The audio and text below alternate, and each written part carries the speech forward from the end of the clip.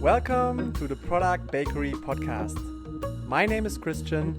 I'm Alex, and together we present you the ingredients to build the right products.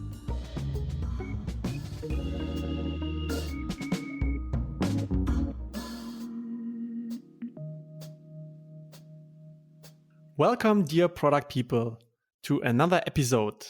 This is Christian speaking, and I'm here with my co-host Alex today. Hi, Alex. Hi, Christian.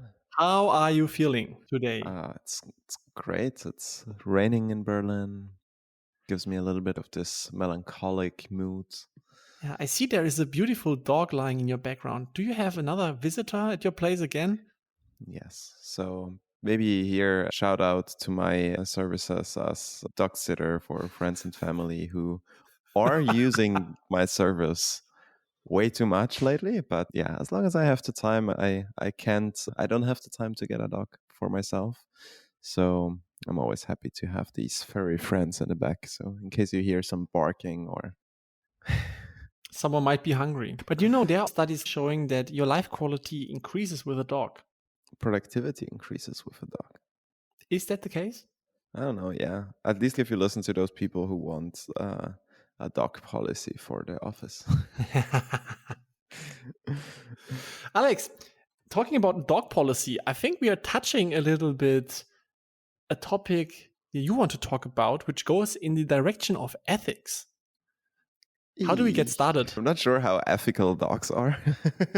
Is it ethical enough to have a policy to need to have dogs? Or what if someone is allergic? A lot of questions. But yeah, the topic is slightly different. Hope we don't lose anyone who's like maybe a cat person or not interested in dogs. And it's mainly because like last week you shared about the One Thing book. And I've recently read a lot of books in the space of like ethics in design. And I think like one of them, and we can obviously put them also in the notes. When I was reading like Technically Wrong from Sarah Butcher, I'm not sure if I pronounce her name the right way. And currently I'm also on Ruined by Design from Mike Montario. And I think like what they generally have like in common is that they raise a certain level of critique on the whole tech world in terms of, generally speaking, especially if we look overseas, places like Silicon Valley, it feels like you have a quite non-diverse mass of people who work in the tech industry. You have a massive bunch of white guys coming from the same universities, having some great ideas, getting their capital like from another bunch of white guys, a lot of testosterone in the room, and they build products and the products are successful. But obviously, like by not having any sort of diversity in the room, you might miss out on a lot of like important things. Coming down to what are like the features that you develop, like how you develop them, like even the very small things of looking at minorities when you design a form field. This is now the most obvious example, right? Like where you have this ticker and you're like, okay, is this a miss? Is it a mister? Is it? So obviously there is a lot going on in that space. At the same time, you can also raise some critique on how much like big tech companies, like is it the Twitter, is it the Facebooks, how they, not saying promote, but generally speaking allow also that like a certain level of harassment is going on the platform. And I think like a lot of these topics are topics that I see raising more and more. I think nowadays there is so many people working in tech and it's still a very unregulated space. And I think the question is like, how do you control it? How do you control it also as an employee? How do you control it as an entrepreneur, someone who starts a company? And also what implication does it have like on how you develop your product or how you should think about your product? And I think this is simply something like where, yeah, I wanted to have a little bit of a open conversation also with you, Christian, to get like your thought. I love that you brought up the topic because it's definitely something we haven't talked about yet in our podcast. And I believe nowadays this whole topic of diversity, ethics, equality is more prominent than ever. And I'm super happy that the awareness is raising because, as you mentioned, there are this, and I'm making it maybe worse than it is, or maybe not. You have white guys founding a company, hiring just guys, getting money from investors who are white. And, we can go on for hours. So you see certain patterns in behaviors and also how actually the world is ticking. People start realizing this and they are asking for change in different ways. So there are, in my opinion, great ways, but there are also terrible ways. I like actually a lot that people are more and more thinking about how do I design a product for a minority? Or I should not only hire men in my company because women, other people, other genders, whatever, bring different point of views to the culture, to the product as well. So that's really great. But on the other hand, something that I'm struggling with is the whole discussion around terminologies. These days, you have for everything a certain word, a certain opinion.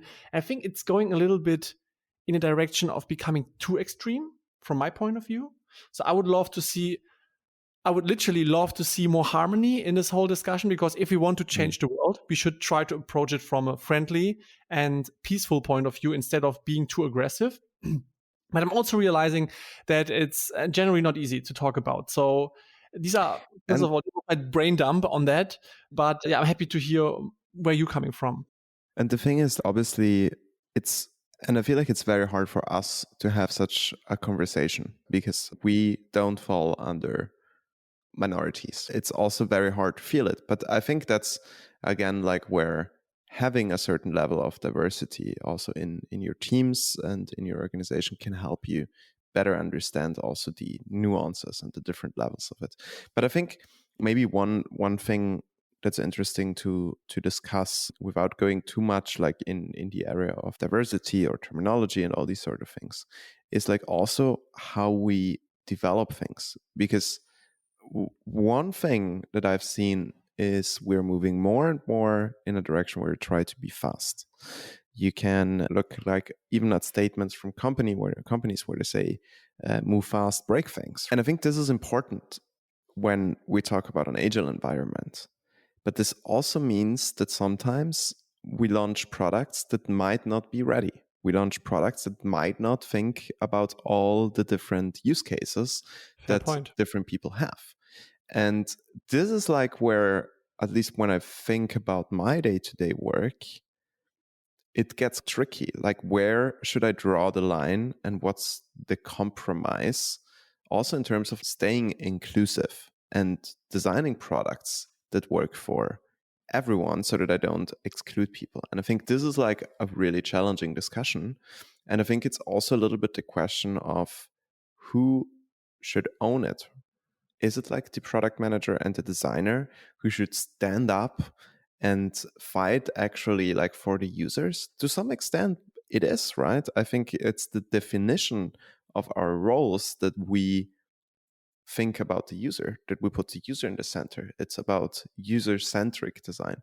But oftentimes it stays in contrast, or it stands in contrast to what the company wants or what the company is also asking you to do. Sometimes you might have goals that interfere ethically with what's best for the user.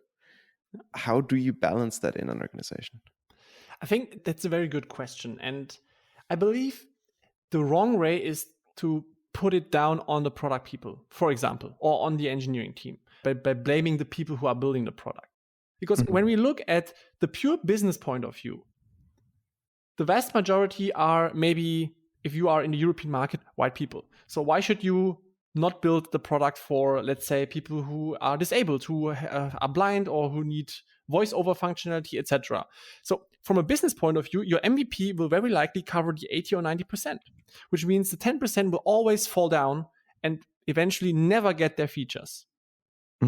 If you look at it from a pure business point of view. But I believe here comes something in that we hopefully will see more often. And that's also something you touched upon in one of our previous episodes, which is the product and design principles.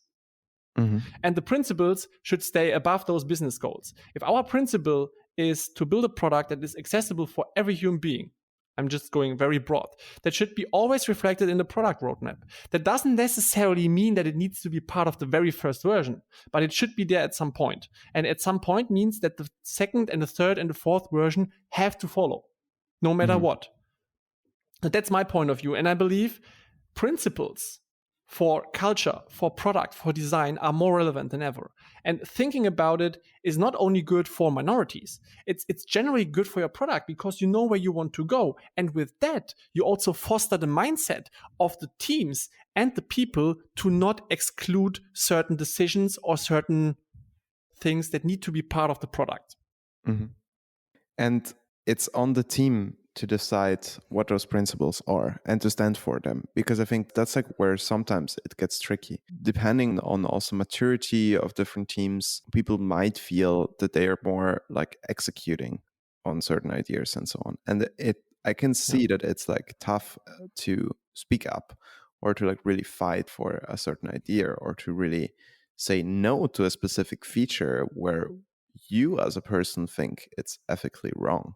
And I think this is something that Mike Monterio pointed out also in his book of like the responsibility that you actually have like in such an organization, and even the responsibility that you will long-term also, or that you long-term could also have like legally. And I think this is something to just put there. Tech is currently not yet very regulated. It might become more regulated, right? It might not be that certain companies like the Ubers, with the excuse that they are a tax company and not a transportation company, that they can do whatever they want and that they can go around laws. And if we think about like extreme cases like the scandal that Volkswagen had, there is people that are being made responsible for that, simply because like your superior is asking you to do something that might ethically be wrong and you're executing it, you're still responsible, because that's also a little bit like your job description, right? The question I'm asking myself is, are regulations the solution? The thing is, as you mentioned, I know how tough it is to say no. And I've been there many times. But if you feel that something shouldn't be done as it's planned to be done, and let's take Volkswagen, which is a very extreme example, but also a very good one. If you are acquiescing to it and even supporting it, you cannot complain afterwards. It's also up to the people to strengthen their common sense and say no. And I'm talking about both parties, the employees, but also the people who are consuming the products. So if you disagree, if you fundamentally disagree with the way Volkswagen is approaching their policies and the way they are polluting the environment, then you should not buy or drive any more Volkswagen. I know a car is very expensive and it's not easy, but you have to make a decision. It's hard if a company, and now just like staying on the Volkswagen case, is like on purpose hiding the facts, because you don't know it, right? You can sabotage the company if you can sabotage Twitter if you think that their general rules of moderation are not right, but you cannot sabotage someone who is hiding the facts. Yeah. And I think that's where it gets tricky. And especially if you're building a product that's made for the mass, you should also think about it that nobody from the mass that's using it gets harmed. And that's where I think it's like you as a company and you as an employee who's responsible for that, because like simply stop using it is also some sort of discrimination, right? I would disagree here. I think it's not a discrimination if you stop using a product because you don't agree with the way a policy they're handling certain things. But here's the thing: we need to distinguish between the things that are happening in the background versus the obvious things. Yeah, but let's stay on the example, for example, of Twitter, and like I'm one by one using the example that's also referred to in the book. So if you want to see the details or also the references, so Twitter is very open with when it comes to not banning people who might have like very radical opinions, and so allowing people on a platform that are far right, that are racists, if there is bullism on a platform, and you as a company allow it with the excuse of, yeah, if they feel bullied, they can stop using it, that's discrimination. Like you need to stop the bully. and not give them a platform where they can actually harm people. Yeah. I would say both things are right. I think on one hand, doing things that are hurting other people's right should have consequences. But on the other hand, if you are in an environment where this happens, it's your option to leave. For example, let's take a look at Facebook and the way they handle data. I don't like this anymore, and I'm going to stop using Facebook, and going to stop using Instagram, and going to stop using WhatsApp step by step because I don't want to support it anymore. And that's my personal decision. And I know all my friends are there, but my life and my world will continue rotating even without Facebook and even without WhatsApp. So I'm still there yet, but I'm making the transition at the moment, and it's my choice. And I believe the only way to make an impact is if people start not acquiescing to big companies selling their data, for example. Yeah, and this is exactly like where this ethical discussion gets very complicated. So generally speaking, I'm happy to get everyone's like feedback. So make sure to drop it in the comments or drop us a line. I think we can have a deep dive session on it. So also if you know someone who's very passionate about this topic, I would love to get more details here, and I hope we can follow up on that. Absolutely. And no matter which opinion you have, we have, or others have, I believe these days it's more important to also accept and tolerate other people's opinion and stay friendly and peaceful. With that said, make sure to check out our social media channels, follow us for the latest episodes, and share with your colleagues and friends. Great, Alex. Have a great day. Bye bye, everybody. Bye.